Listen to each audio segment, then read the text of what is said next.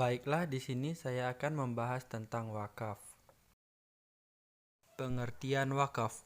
Wakaf merupakan istilah dari bahasa Arab waqaf. Istilah wakaf secara bahasa berarti penahan atau larangan, atau menyebabkan sesuatu berhenti. Istilah wakaf secara istilah diartikan berbeda-beda. Menurut pandangan ahli fikih, menurut Abu Hanifah, wakaf adalah menahan sesuatu benda sesuai hukum yang ada dan menggunakan manfaatnya untuk hal-hal kebaikan. Bahkan harta yang sudah diwakafkan bisa ditarik kembali oleh si pemberi wakaf. Berdasarkan definisi Abu Hanifah, kepemilikan harta tidak lepas dari si pihak yang mewakafkan harta bendanya.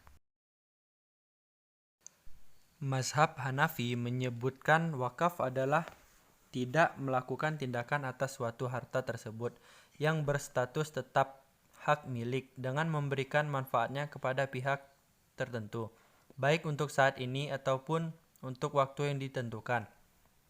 Sedangkan mazhab Maliki berpendapat wakaf tidak melepaskan harta yang dimiliki oleh wakaf, dan wakaf berkewajiban untuk memberikan manfaat dari harta yang diwakafkannya, dan tidak boleh menarik kembali harta yang diwakafkan.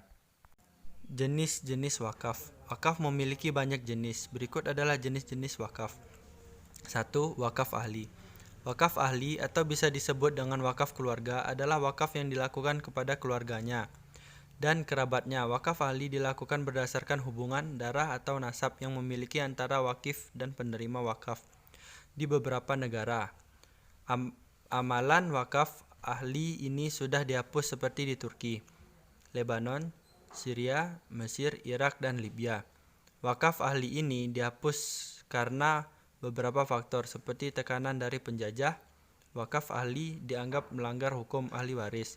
Selain itu, wakaf ahli dianggap kurang memberi manfaat yang banyak untuk masyarakat umum. 2. Wakaf khairi. Wakaf khairi adalah wakaf yang diberikan untuk kepentingan umum. Wakaf khairi adalah wakaf di mana pihak pewakaf memberikan syarat penggunaan wakafnya untuk kebaikan-kebaikan yang terus-menerus seperti pembangunan masjid, sekolah, rumah sakit, dan lain-lain. Wakaf khairi adalah jenis wakaf untuk mereka yang tidak memiliki hubungan seperti hubungan keluarga, pertemanan, atau kerabat antara wakaf dan orang penerima wakaf.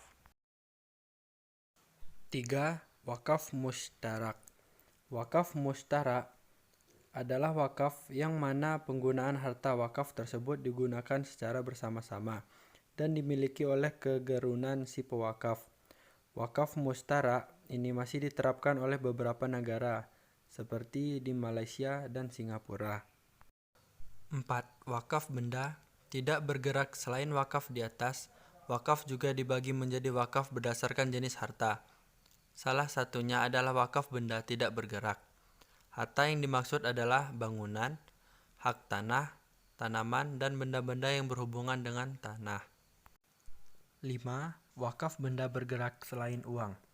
Ada juga wakaf benda bergerak selain uang, yaitu benda-benda yang bisa berpindah seperti kendaraan.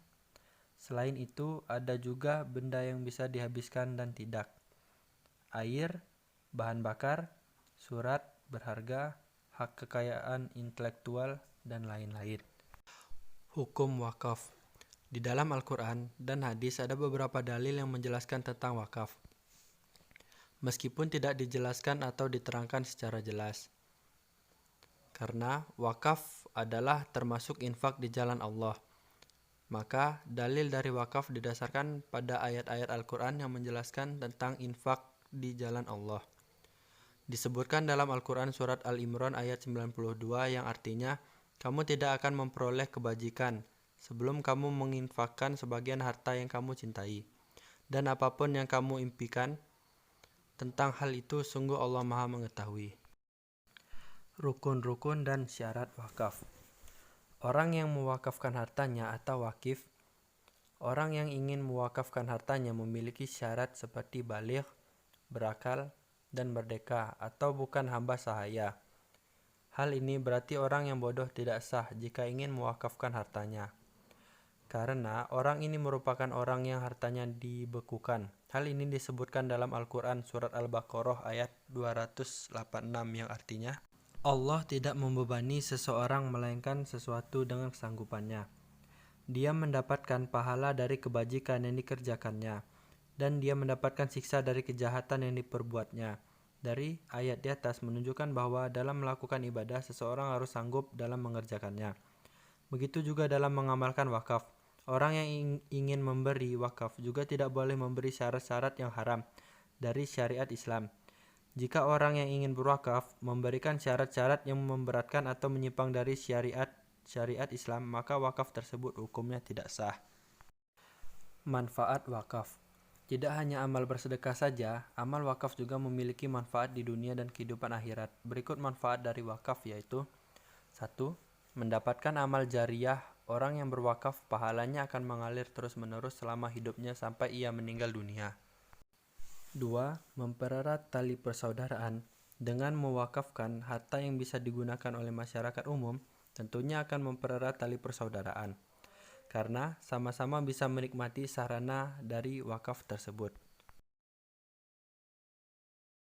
3. Membantu pembangunan negara. Harta yang diwakafkan untuk membangun sarana umum seperti masjid, sekolah, fasilitas kesehatan, atau jalanan tentunya akan bisa dinikmati oleh orang-orang yang membutuhkan. Hal ini tentunya sangat berpengaruh dalam pembangunan negara. 4. Pembangunan jiwa sosial yang tinggi.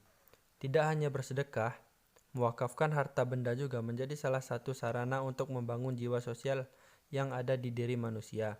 Dengan berwakaf tentunya akan meringankan beban orang yang lebih membutuhkan. Terima kasih. Sekian yang dapat saya sampaikan, kurang lebihnya saya mohon maaf. Saya akhiri. Wassalamualaikum warahmatullahi wabarakatuh.